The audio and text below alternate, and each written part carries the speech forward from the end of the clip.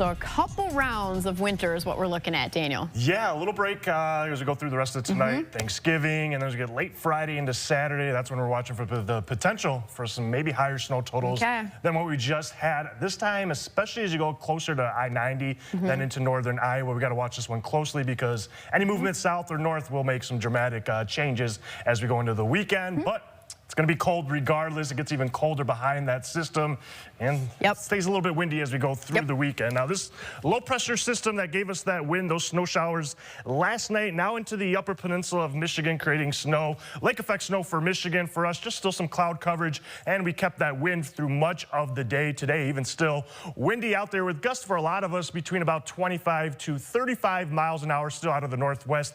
That cold direction and that wind, as we go through tonight, starts to die down, but it will stay breezy overnight into our Thanksgiving afternoon with gusts still between about 20 to 25 miles an hour, but nothing like we had last night and through much of today that led to some of that blowing snow that we saw last night. Temperatures cold out there, mid to upper 20s, and the average high this time of year is actually 37 degrees, so we're about 10, 15 degrees below that. You factor in that wind out of the northwest, and that's making all of us feel like between about 10 to 15 degrees. So it's going to be a cold night, overnight lows dropping mostly into the teens. Now, again, dry for Thanksgiving most of Friday, but we're going to watch for snow to move in late Friday into much of Saturday. Several inches of snow going to be possible, and then behind that system, we're talking lows Sunday night near, if not below zero, so definitely going to get colder as we go through the weekend. So this is what we're looking at as you go late Friday into very early Saturday morning. Snow starts to move in. We'll be watching the path of that low. Right now, it looks like it's going to move directly kind of east as we go into Saturday, so we'll kind of be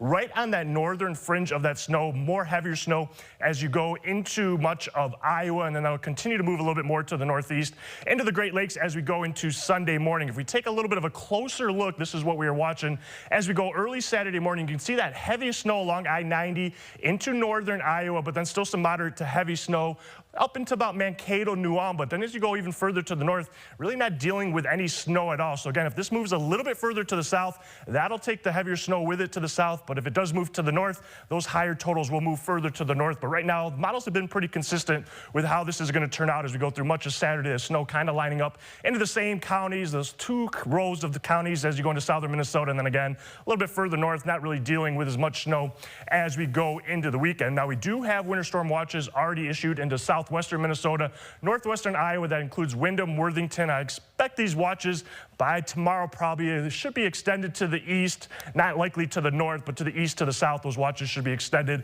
as we go into tomorrow. And then again, behind that, we're talking overnight lows Sunday night. We're talking possibly -2, -3 degrees. With the wind, that's going to make it feel like -10 to -20 as we go into Monday morning. So some very cold weather on the way after that snow. So snow Friday into Saturday, and then it's just really cold as we go through that first week of December. Highs basically into the teens, maybe low 20s, and then overnight lows, we're talking very cold, around zero. We wrap things up after the break.